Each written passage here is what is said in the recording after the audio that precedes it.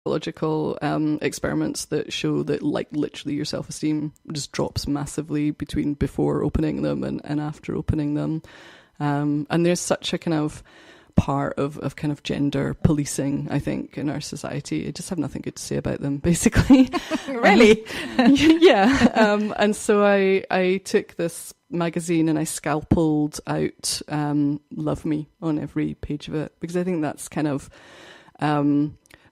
the cry that comes from underneath for all of us, isn't it? That makes us insecure and makes us prone to think we're not good enough physically, or that we need to conform to a particular type of feminine stereotype or whatever. It comes down to this kind of really basic human need to be loved and accepted for who you are. And the magazines exploit our difficulty, doing that. And so, I kind of scalpelled out this kind of cry of love me in every page of it. No, and I think that's such a powerful message that you've sent across, because magazines, the magazine industry is and more, and sort of latterly obviously social media, which is such a big part of everyone's lives. You cannot escape it.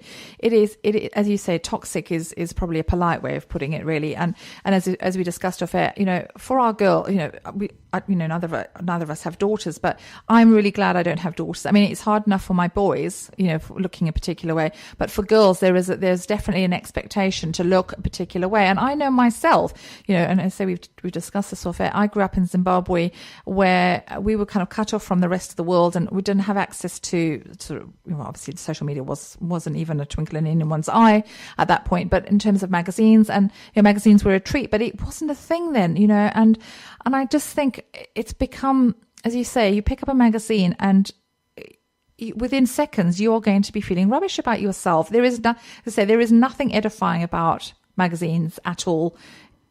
If you've got an amazing sense of self, and are not swayed by sort of marketing and advertising, fantastic. But I think that's women like that are probably in the minority. Yeah, unfortunately, we're not socialised to be that way as women. It's a big fight against your kind of gender socialisation that makes you constantly self-doubting and wanting to be something different. But the great thing about getting older, and again we discussed this off air, is that you care a lot less. So if I pick up a magazine now, I can honestly say, just as I am when I watch television, I am not influenced at all by what I see in there, because I know I'm never going to look like that. And I spent all my teens wanting to look like that and was bulimic and miserable. I know now I'm never going to be a size 8. And actually, it really doesn't matter. It's fantastic. It's true, but it works on two levels. There's the immediate level of whether it's affecting you in an immediate way and making you feel crap and making you feel there's something for you to live up to. But there's also just part of how it's in the wider structure of the kind of structure of gender in our society, and how it's just part of the big machine that perpetuates that, which arguably damages us all.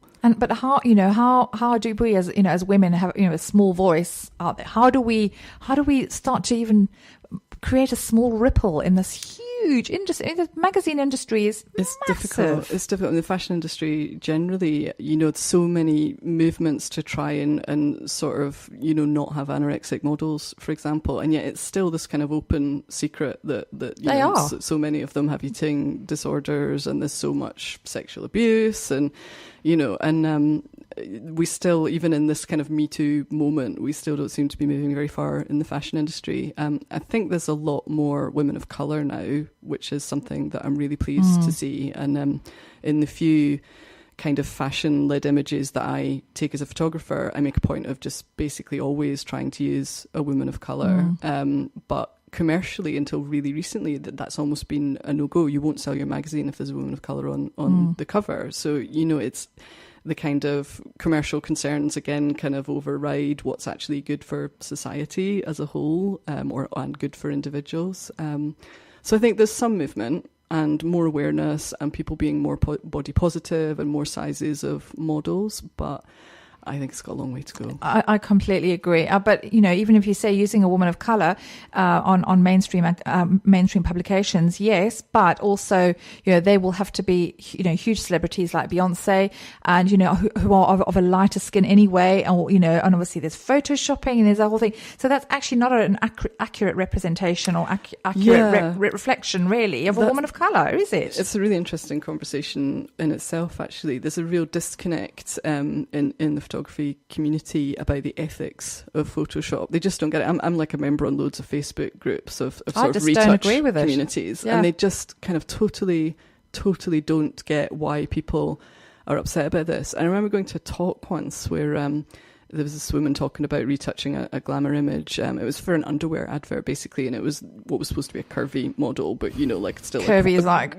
quarter the size of like 12, kind of, which is normal. Yeah, and you could still, in the pre-photoshopped shot, you could basically just see all of her ribs, which was actually quite not very nice. And they would just literally Photoshop out the shadows under the ribs to make her look healthy, and they couldn't see an ethical issue with that at all. And I felt like the only person in the room. I felt like, you know, the sane person in the mad world, just looking around at this sea of faces thinking, okay, this is what we do. And I'm just like, what? You people, what is wrong with you? You know? I'm so glad you said this, because actually, ironically, I had a photo shoot just before I came along today with a friend of mine who's got a media company, and she's wanting to sort of practice on me, and then I need to update my website, and she took loads of pictures, and it was great fun. But I said to her, and I was quite clear, I said, I don't want these edited. I said, I do not. And she said, oh, I need to edit them. I said, edit them in terms of like rubbish in the background, or my cat's in the way or whatever. That's fine. But I do not want me edited. I do not want any photoshopping or filters. I want people to see me as I am. Because I don't want people to meet me and think, oh, you don't look like your photos. How jolly disappointing. But I feel quite strongly about that. But I know I'm in the minority when I see what's out on social media with filters, and it really irritates me. I think that's one of the really interesting things about the social media phenomenon, is that everybody is now editing and curating their own life, and there's a bigger and bigger schism between the reality of your life and what you're presenting, and what actually always happened in magazines, that like 100 photos would be taken and then one would be, you know, touched up to within an inch of its life, and then what was presented to women is nothing like the reality of that celebrity that is, of course, unattainable. And now people are doing that in their own lives, and kind of, you know, creating this kind of, you know, heavily curated image of themselves that they put out. And then this seems, you know, particularly in young people, to be a huge burden, you know, to do that, which is a bit frightening, I think. No, it really is. It really is frightening. Every time I see a filtered photo, I just want to put my head in my hands and just think, why? Just be happy with who you are. Because you're not fooling anybody, and I'm just saying. And again, it's. But again, that's putting the blame on the women, and actually the blame is on the kind of patriarchal society that makes us believe that so much of what we are is comprised by our looks as women. And actually, if we lived in a society where women were validated, you know, not so much in terms of their looks, you know, all we are products of our conditioning. You know. Yeah, no, I completely agree. But it's such a big thing to deal with, isn't it? Oh, and it is, I just all we can do is just, you know, say what we're saying, and you're doing what you're doing, and hopefully it's creating a, you know, some sort of tiny bit of, you know, making a tiny little bit of difference. And the thing is, we just have to keep banging that particular drum, because if we stop banging it, it's going to just get worse. Yeah, and actually I think more people are banging it, and the drum is being heard louder and louder, I like to think. So yeah, no, it's good.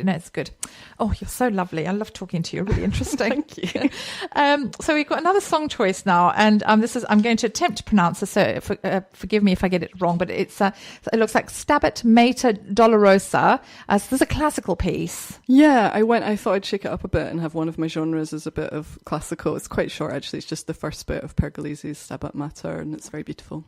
Okay, let's have a listen.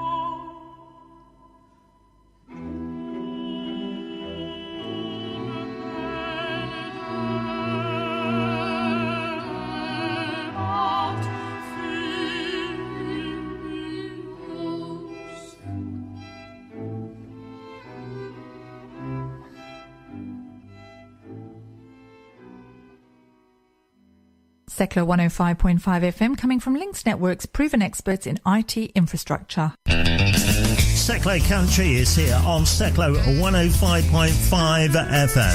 Hello, it's Phil Walsh here. Just to let you know that you can join me for the hits and yesterday's country music Sunday evenings at 8 through till 10. Plus, I'll bring you a 2 in a row and give you the chance of choosing it too. I'll also take a look at the Country Club Gig Guide, so join me here on Secklow 105.5, your community radio station. Secklow 105.5 FM, and I'm Nancy Stevens, and welcome back to Stevens on Sunday, where I'm talking to Anna Berry, and we're having just the most delicious chat, aren't we? We are having a lovely time. We are. And it's weird, because when I first read your kind of your brief, I thought, oh gosh, this girl's so clever and highbrow, and how on earth am I going to be able to converse with her? But I don't think we've struggled, have we? I'm really sad I come across like that. No. The thing is, you don't. But looking at what you do, it's, it is highly academic, and it's very deep stuff. So at first I was a bit, but actually you're just lovely and really interesting, and there's something, what you do is for everybody, because it affects everybody, and that I think is what we need to get across here, is that, what the constantly moving happiness machine, which is billed as an anthropological and personal perspective on capitalist economies. So basically, kind of looking at consumer capitalism. Really, really interesting, but that sounds quite highbrow. Can you put it into layman's terms what that actually means? Probably not. Okay, do your worst. Yeah, it's quite difficult because it's just intrinsically a complex piece that I've built, unfortunately, to try and kind of explain. But I was trying to basically build a bit of a metaphor for the individual's participation in consumer capitalism as a whole. And so what I've done is I've built this machine which people experience as kind of pleasing. It's very beautiful. You go in and you sort of turn a crank, and then you watch these beautiful paper things move, and it's quite delightful, and you get a little dopamine hit and go, oh, kind of thing. And then when you look a little bit more closely, the thing that you've actually made move, the system that you're participating in, is actually a bit grim and a bit sinister, and they're all kind of built from these texts that kind of underpin neoliberal economics, like a very kind of broadly a kind of greed is good kind of philosophy, and the kind of justifications for that. And so you kind of find out that in some way you were kind of duped, and it's supposed to be a kind of metaphor for your experience as an individual when you buy stuff and you participate in society and in consumer capitalism. We do that because of our frailty as human beings, and actually, what we're doing really is just helping to keep a particular machine turning that actually isn't a great machine to be turning, arguably. So yeah, that's kind of the rough outline of the art piece. You were talking about the event specifically, where I'm going to be speaking a bit about the piece and the background to it. And I've invited an academic who's quite famous at the moment called Dr. Jason Hickel. And he's at LSE, I think, and he's recently written a book called The Divide. And one of the things he speaks about a lot is the idea of degrowth. So at the moment, there's a kind of sacred cow still in economics, that we have to be in perpetual growth all the time, and quite obviously to anyone on a planet of finite resources, this is not going to work.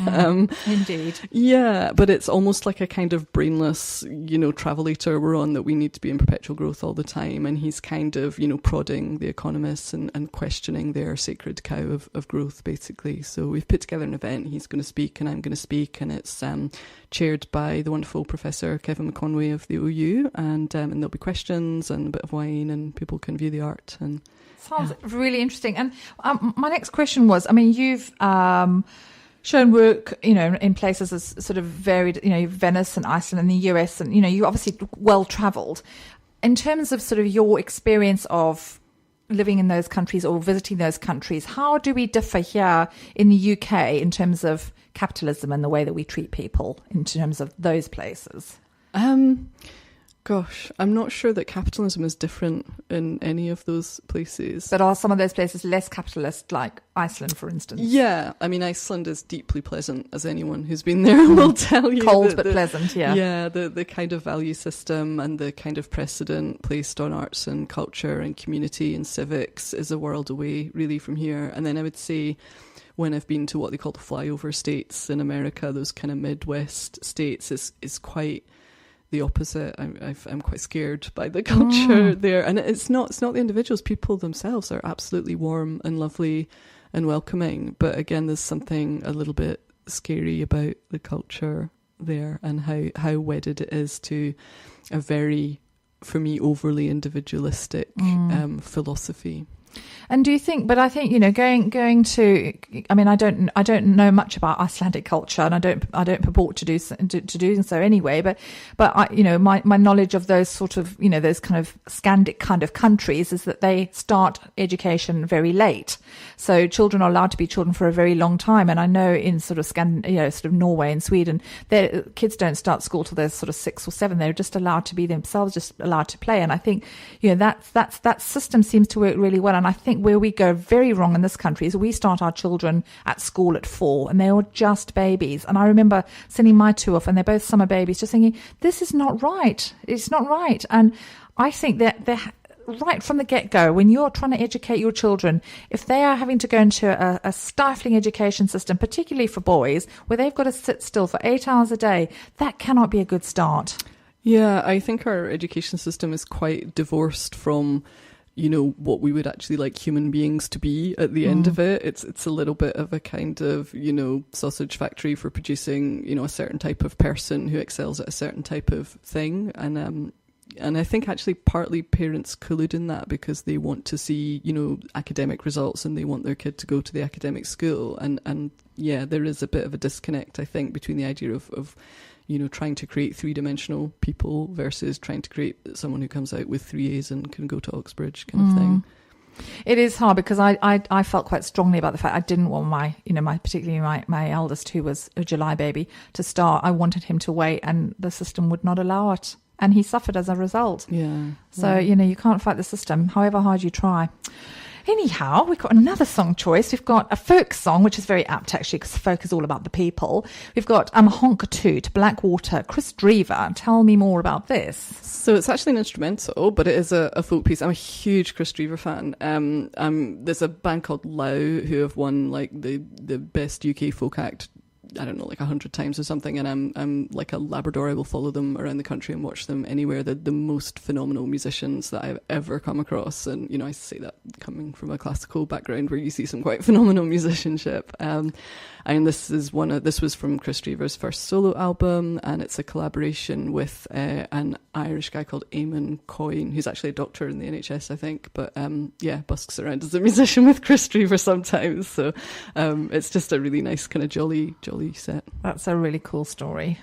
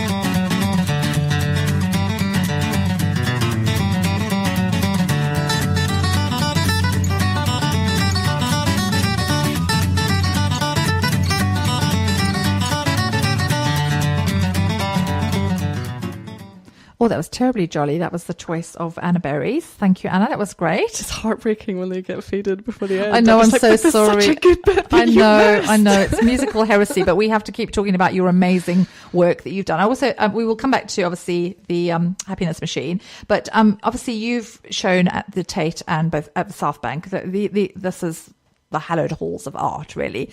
How was that for you?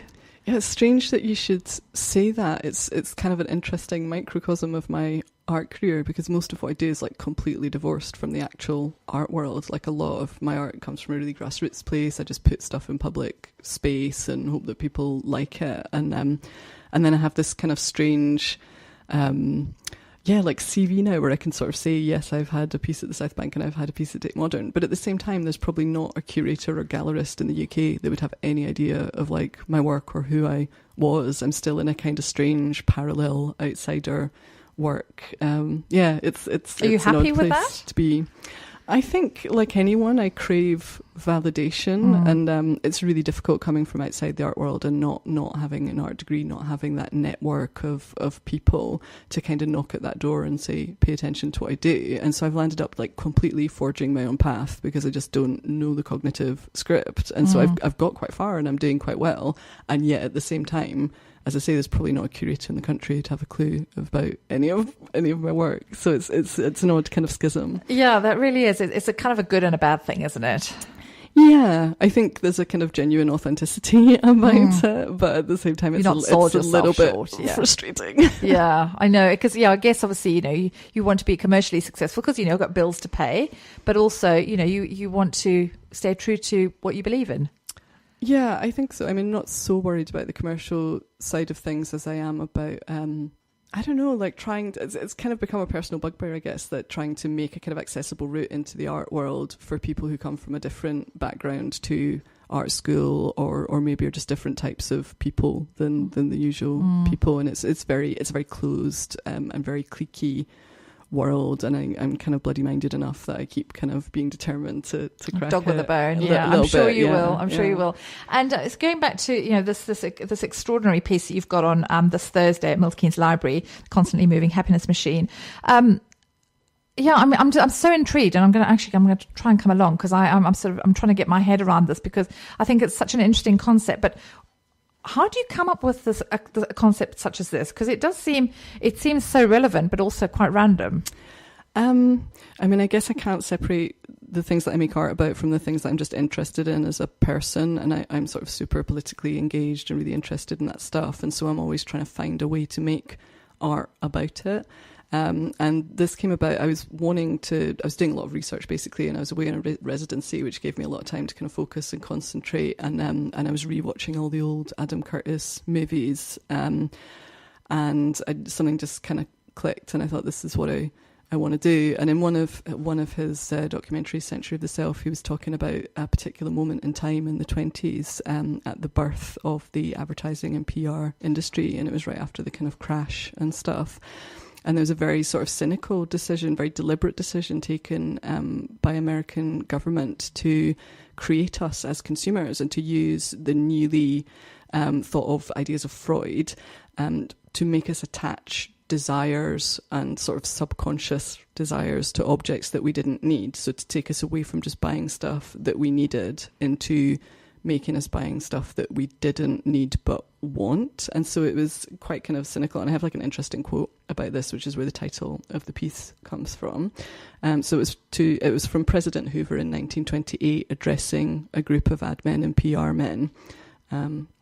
You have taken over the job of creating desire and have transformed people into constantly moving happiness machines which have become the key to economic progress.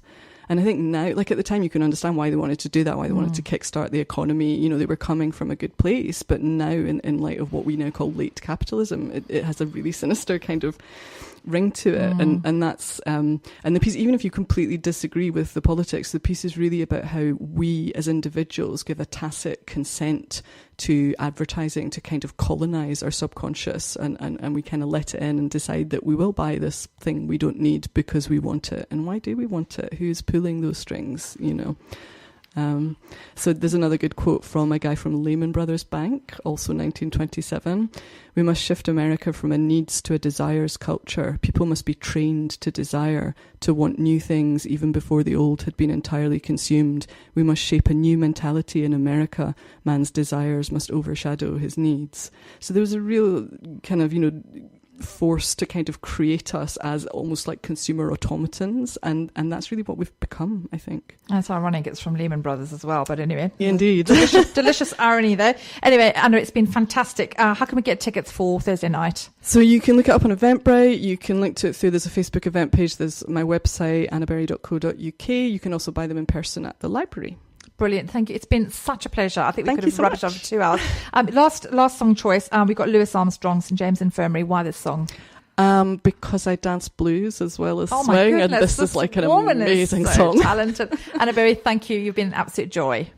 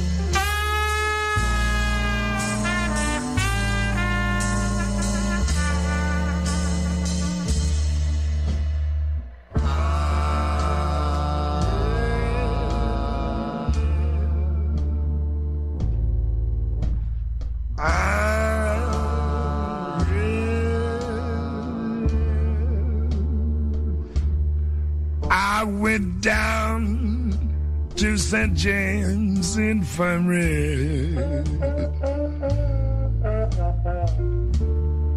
saw my baby there. She was stretched out on a long white table, so cold, so sweet, so fair. Let her go, God bless her. Wherever she may be, she can look this wide world over, but she'll never find a sweet man like me. Bragging. When I die, bury me in straight lace shoes. I want a box bag coat and a Stetson hat, John B. that is. Put a $20 gold piece on my watch chain, so the boys will know that I died standing back.